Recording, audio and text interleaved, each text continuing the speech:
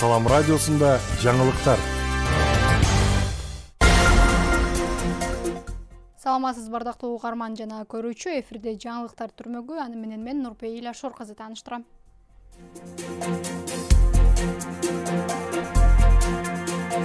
Кечээ 6-сентябрда президент Садыр Жапаров Баткен облусунун башчысы Абдикарим Алимбаевди кабыл алды. Анда Алимбаев Баткен облусундагы инфраструктураны жакшыртуу, социалдык объекттерди куруу, долбоорлорду ишке ашыруу боюнча чаралар тууралуу отчет берди. Ошондой эле облус башчы 2022-жылдын 14-17 сентябрында Тажикстандын куралдуу кол салуусунан Баткен, Лейлек райондорунда жана Баткен шаарындагы жабыркаган үйлөрдүн курулушу, калыбына келтирүү иштери толугу менен аяктаганын жана уурдалган өрттөлгөн мүлктөргө болгон кенемти төлөнгөнүн маалымдаган. Жолугушууда президент мындан ары да Баткен облусуна мамлекет тарабынан өзгөчө көңүл бурулаарын баса белгилеп, ал аймактын социалдык экономикалык абалын, инфраструктурасын өнүктүрүү маселесине өзгөчө көңүл буруу тапшырмасын берди.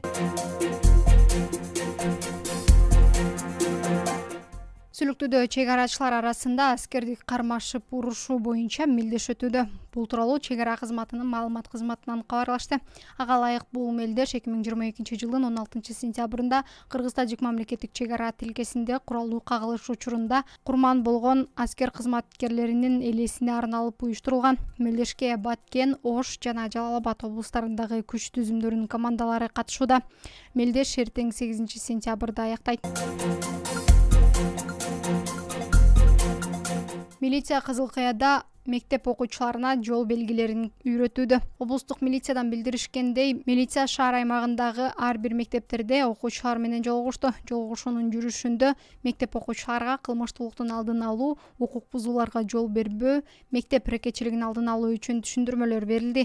Ошондой эле милиция кызматкерлери жол коопсуздугу боюнча жол белгилерин окутуп үйрөтүүнү да колго алды.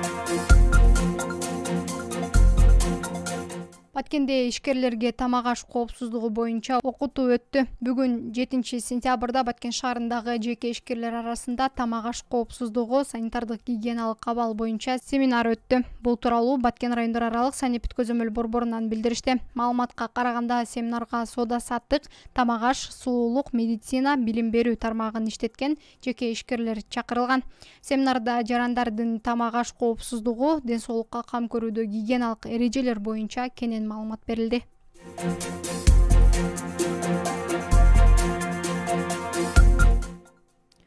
Күндүн маанилүү учурлары мына ушулар болду. Кайрадан эфир аркылуу амандашканча саламатта туруңуз.